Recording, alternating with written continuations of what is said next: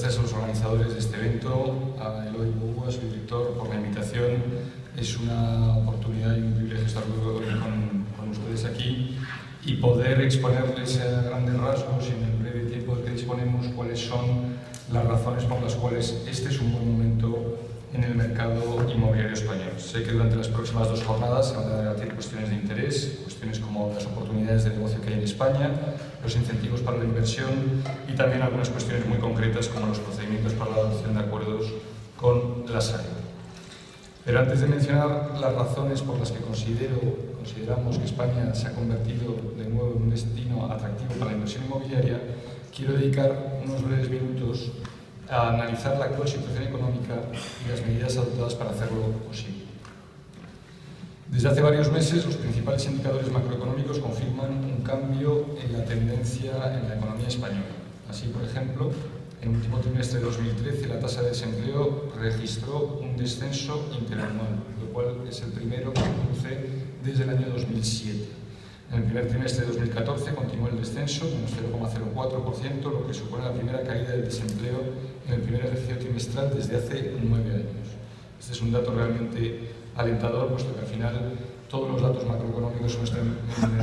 en nuestra opinión deben tener por finalidad última mejorar los datos en materia de desempleo. A finales de abril, el INE confirmó que la economía española aceleró su recuperación en el primer trimestre del año al registrar un crecimiento del PIB del 0,4%, 2 décimas superior al logrado en el primer trimestre de 2013. Además, la tasa interanual se comportó mejor de lo esperado y avanzó un 0,6% frente al 0,5% previsto por el Banco de España. Estos datos son en cualquier caso coherentes con las predicciones macroeconómicas del propio Banco de España para los años 2014 y 2015, que también son alentadoras, puesto que para el 2014 prevé un crecimiento del 1,2% y para el 2015 del 1,7%. En cuanto al desglose y composición del crecimiento, el Banco de España señala lo siguiente. En primer lugar, que la inversión en bienes de equipo ha continuado creciendo de forma moderada, prolongando la senda de recuperación desde principios de 2013, con un incremento del 1,2% intertrimestral. Además, ha dado un nuevo repunte en el consumo privado, que ha crecido un 0,3% en el último trimestre.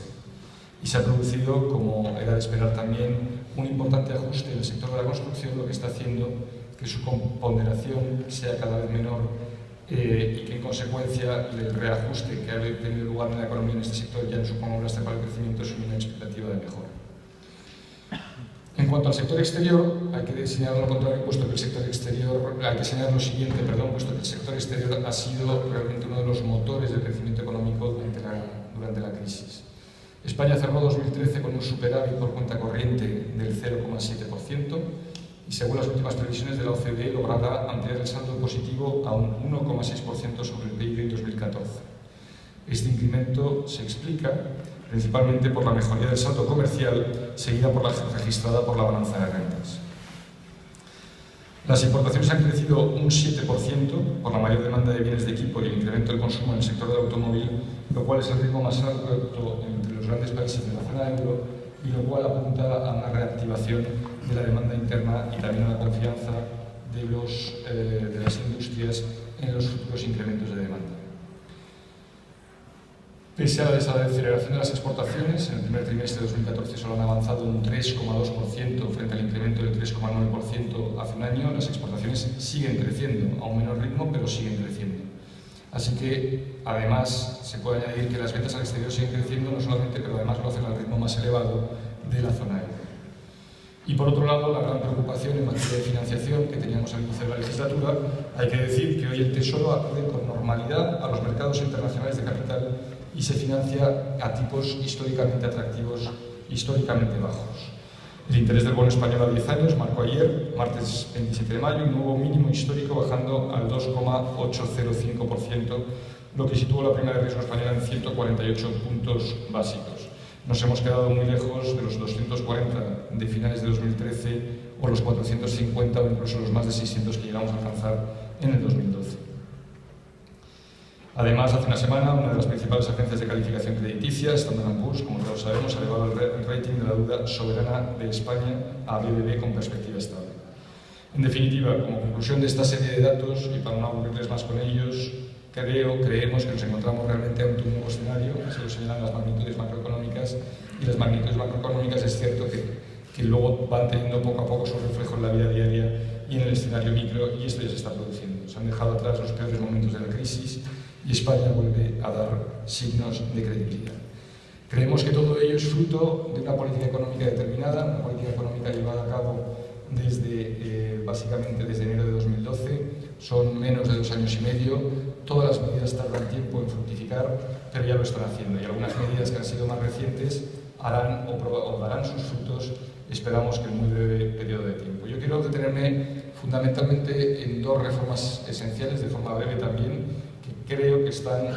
detrás en gran medida de lo que se ha hecho o de los datos o de la mejora de los datos. No me voy a referir, por ejemplo, que creo que también es importantísima, a la reforma laboral, que ha permitido una mejora de la competitividad interna, pero sí me voy a referir esencialmente a las llevadas más directamente desde el Ministerio de Economía. En primer lugar, la reforma del sector financiero, que ha sido necesaria para despejar las dudas que existían sobre la solvencia del sector. En muchos aspectos, la reforma financiera ha sido pionera en Europa, modelo en Europa también lo podemos decir, y está sirviendo en consecuencia de referente a nivel comunitario. En primer lugar, el proceso se ha caracterizado por su rigor y transparencia, ya que hemos abierto los libros de las entidades a expertos independientes, cosa que nunca se había hecho antes en España y probablemente en ningún otro país europeo. Además, ha sometido a las entidades a una revisión en profundidad de la calidad de sus activos y unas pruebas de resistencia exhaustivas. Y además, nada más que en 2012 se obligó a las entidades a dotar provisiones por 86.000 millones de euros y a recapitalizarse por 50.000, un esfuerzo sin precedentes en un ejercicio económico. Se introdujo además, adelantándose a la directiva comunitaria, las directivas comunitarias, un nuevo marco de resolución y de reestructuración, del cual se ha hecho un intenso uso en las entidades que hoy en día han sido convenientemente reestructuradas dentro de los distintos grupos que se señalaron en el MOU, en el Memorando de Entendimiento, y que hoy en día felizmente está prácticamente culminado. Otro de los elementos clave del saneamiento financiero, y que es el que forma parte de las esenciales preocupaciones de este foro, ha sido la creación de la Sociedad de Gestión de Activos procedente de la reestructuración bancaria, la Sareb, que ha recibido activos por un valor bruto de 100.000 millones de euros y se está convirtiendo obviamente en una pieza clave en el ajuste inmobiliario. Según los últimos datos, se observa un interés creciente de los inversores extranjeros con un incremento del 15% anual de la demanda. Y en este renacimiento del interés ha tenido un reflejo también el balance de actividad de la Sareb, que concluyó en 2013 12 operaciones con inversores mayoristas y vendió más de 9.000 inmuebles en el canal minorista. Estas operaciones, las que se han venido realizando en lo que va de año, confirman la tendencia y convierten al sector inmobiliario español en un destino atractivo para los inversores, el segundo en oportunidades de inversión inmobiliaria después de Alemania, según KPMG. En paralelo a estos avances, para hacer frente a otro problema de gran magnitud, tras el proceso de reestructuración de entidades de crédito, se consideró necesario hacer frente al elevado endeudamiento corporativo existente en España. Con este objeto se aprobó el reciente Real Decreto Ley 4/2014 en materia de refinanciación y reestructuración de deuda empresarial. Este decreto ley se ha aprobado en marzo, está en tramitación parlamentaria y se introducirán mejoras y complementos para ampliar su ámbito objetivo de aplicación y ampliar también los sistemas de adopción de acuerdos a la sede concursal. Todavía no se han percibido de forma completa sus efectos, pero sí ya se están produciendo operaciones de refinanciación y de reestructuración de una forma mucho más ambiciosa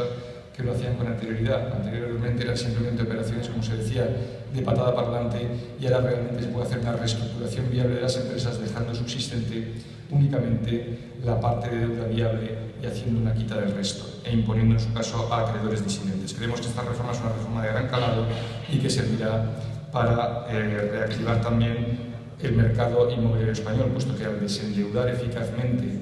las empresas españolas podrá volver a fluir el crédito. Quiero referirme por último a una reforma introducida también en este decreto ley, que es la reforma del artículo 56 de la ley concursal, que establece determinados supuestos específicos en los cuales la declaración del concurso no determinará la suspensión de la ejecución de las garantías. Esto debería conducir a una confianza en la inversión de estos vehículos destinados exclusivamente a financiar el bien inmueble que se adquiere. Sugiero que se analice este artículo y que se haga el mayor uso de ellos. Concluyo. He intentado resumir en mi intervención los datos macroeconómicos esenciales que perfilan la actual situación económica y algunas de las reformas llevadas a cabo en estos últimos años, aquellas en las que hemos tenido, como digo, ocasión de intervenir de forma más directa desde el Ministerio de Economía. Con signos ya visibles de mejoría respecto a la anterior situación, creo que estas medidas resultan una importante contribución para avanzar hacia el crecimiento económico y de interés para el presente fondo. Muchas gracias a todos por su atención y de verdad.